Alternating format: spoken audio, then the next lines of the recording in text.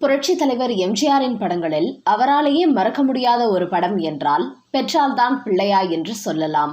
இந்த படத்தை இயக்குநர்கள் கிருஷ்ணன் பஞ்சு இயக்கியிருந்தார்கள்.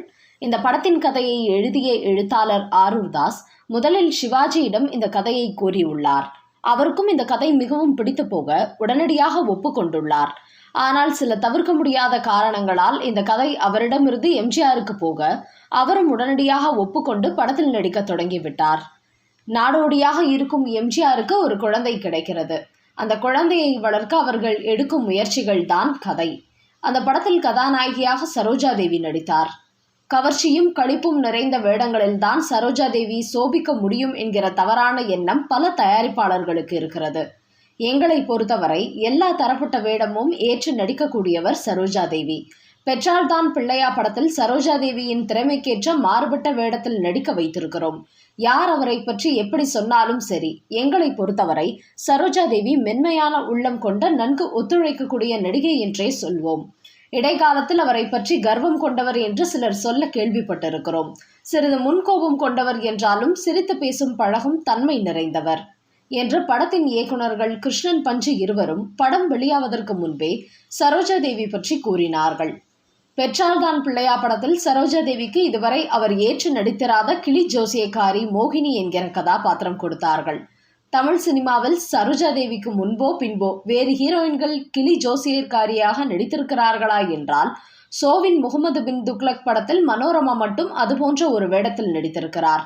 மற்ற எந்த ஹீரோயின்களும் அப்படி நடிக்கவில்லை. கிணற்றில் தூர்வாரும் கதாபாத்திரத்தில் கதாநாயகனாக நடித்த எம்ஜிஆரை 5 வருடமாக விரட்டி காதலிக்கும் கதாபாத்திரம் சரோஜா தேவிக்கு. 1966 ஜனவரியில் வெளியான அன்பேவா என்கிற காதல் காவியத்தில் ஸ்டைலிஷான கதாபாத்திரத்தில் எம்ஜிஆருடன் இணைந்து நடித்த சரோஜா தேவி டிசம்பரில் வெளியான பெற்றால்தான் பிள்ளையா படத்தில் அதற்கு முற்றிலும் மாறுபட்ட ஒரு கதாபாத்திரத்தில் நடித்தார். எம்ஜிஆரை வைத்து படம் எடுக்க வேண்டும், அது அவரது வழக்கமான பாணியில் இல்லாமல் நடிப்புக்கு தீனி போடும் கதையாக தேர்ந்தெடுக்க வேண்டும் என்று நினைத்தோம். சார்லி சாப்ளின் நடித்த கிட் படம் நினைவுக்கு வந்தது. ஒரு சாதாரண ரிக்ஷாக்காரனையும் ஒரு அனாதை குழந்தையையும் பற்றிய கதை. சொல்ல போனால் காமெடி கதையை எம்ஜிஆருக்காக சீரியஸ் சப்ஜெக்டாக எடுத்தோம். அந்த நேரத்தில் அவருக்கு சரோஜா தேவியுடன் சிறிது மனக்கசப்பு இருந்தது. அப்படி இருந்த போதும் இருவரும் எங்கள் எண்ணப்படி இணைந்து நடித்ததை மறக்க முடியாது. கண்ணன் பிறந்தான் எங்கள் மன்னன் பிறந்தான் பாடல் காட்சி படமாக்கப்பட்டது. அந்த காட்சியில் இருவரும் இணைந்து நடித்தனர். காட்சி அமைப்பு பற்றி இருவரிடமும் கூறினேன். பின்னர் எம்ஜிஆர் கூறுவதை சரோஜா தேவியிடம் கூறுவேன், சரோஜா தேவி கூறுவதை எம்ஜிஆரிடம் கூறுவேன். இருவருக்கும் மீடியேட்டர் நான் தான். இருவரையும் பேச வைக்க எவ்வளவோ முயற்சி செய்தும் பயனில்லாமல் போனது. ஆனால் காட்சி படமாக்கப்பட தொடங்கியதும் பாடலோடும் காட்சியோடும் ஒன்றி இருவரும் மிக சிறப்பாக நடித்தனர். அங்கே கதாபாத்திரங்களை தான் பார்த்தோம். நடிப்பு என்று வந்துவிட்டால் அதனுடன் ஒன்றி போவதுதான் சிறந்த கலைஞர்களின் பண்பு. அதை நேரில் பார்க்க முடிந்தது என்று கூறியுள்ளார்கள் இயக்குநர்கள் கிருஷ்ணன் பஞ்சு. இந்த படம் சரோஜா தேவியின் வாழ்க்கையில் மறக்க முடியாத ஒன்று. காரணம், இந்த படத்தில் அவர் நடித்து கொண்டிருந்த சமயத்தில் தான் எம்ஜிஆர் சுடப்பட்ட சம்பவம் தொடர்பான காவல்துறை விசாரணை மிக தீவிரமாக நடைபெற்றது. காவல்துறையின் விசாரணை வளையத்தில் கன்னடத்து பைங்கிழி சரோஜா தேவியும் சிக்கிக் கொண்டார். இது பற்றி சரோஜா தேவியே கூறும்போது, எம்ஜிஆர் சுடப்பட்ட போது ஹைதராபாத்தில் நாகேஸ்வர் ராவின் ரகசியம் படத்தில் நடித்து கொண்டிருந்தேன். திரும்பி மெட்ராஸ் வந்தபோது ஏர்போர்ட்டிலிருந்து போலீஸ் என்னை ஃபாலோ பண்ணினாங்க. டிஐஜி பரமகுரு எங்க வீட்டுக்கே வந்து என்னை சந்தித்து கேட்டார், எம்ஜிஆர் நடித்த எல்லா படத்திலும் நீங்க தான் அவர் பக்கத்திலேயே எப்பவும் இருந்திருக்கீங்க, அதனால உங்களுக்கு தான் எல்லாம் தெரியும்.